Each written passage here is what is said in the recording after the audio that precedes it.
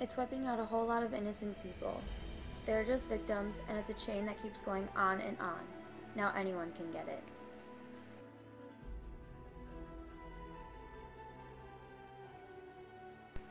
Hi, my name is Hannah, and my topic is AIDS.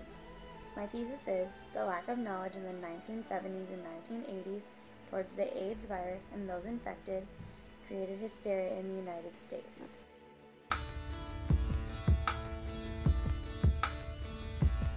Living with HIV isn't the hard part. It's living with the secret.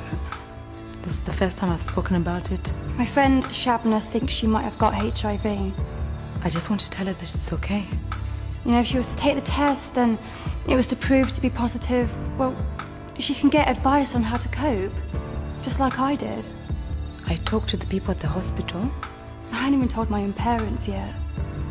I've always thought that if my friends and family found out that I was HIV positive, they wouldn't want to know me anymore. I'm just so tired of living a lie. You know, I want people to know me for who I am. I'm still a person like everyone else, not some kind of victim. Acquired immunodeficiency syndrome, or most commonly known as AIDS, is a condition that is caused by the human immunodeficiency virus HIV. It damages the immune system and interferes with the body's natural ability to fight off viruses, bacteria, and fungi that can cause diseases. AIDS is the name given to patients that have a later stage of the HIV infection. There are a few different ways that HIV/AIDS can be transmitted. One way is through exchange of bodily fluids during sexual contact. If people shared needles to inject drugs, the infected blood will most likely be exchanged between the two or more who are sharing. It can also be transmitted from mother to child. It can either happen during the pregnancy, delivery, or through breastfeeding. Something that I thought was interesting was that the first AIDS victim was a gay flight attendant from Canada. It used to be known as GRID, gay-related immunodeficiency. Also, President Reagan had a smaller budget for the nation than the mayor of San Francisco did for the entire city. President Reagan finally decided to speak up when activist Paul Boneberg stated that he had AIDS. He spoke at the end of his second term when he was at the Third International Conference on AIDS.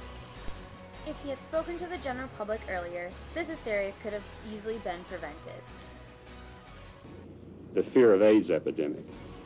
And it's clear to me that there are anxieties out there in our general population which we are not beginning to touch yet.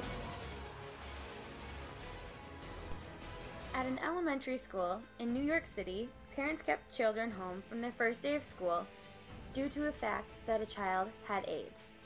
They picketed outside saying 2, 4, 6, 8, no AIDS in any grades. This happened because parents didn't know how the virus was contracted.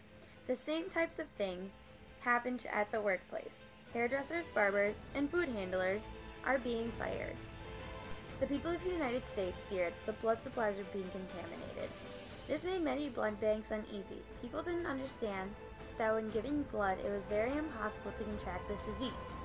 If the general public would have known this, the blood banks wouldn't have had to worry. But since the information wasn't available at the time, people who needed blood couldn't get it, which caused life or death situations.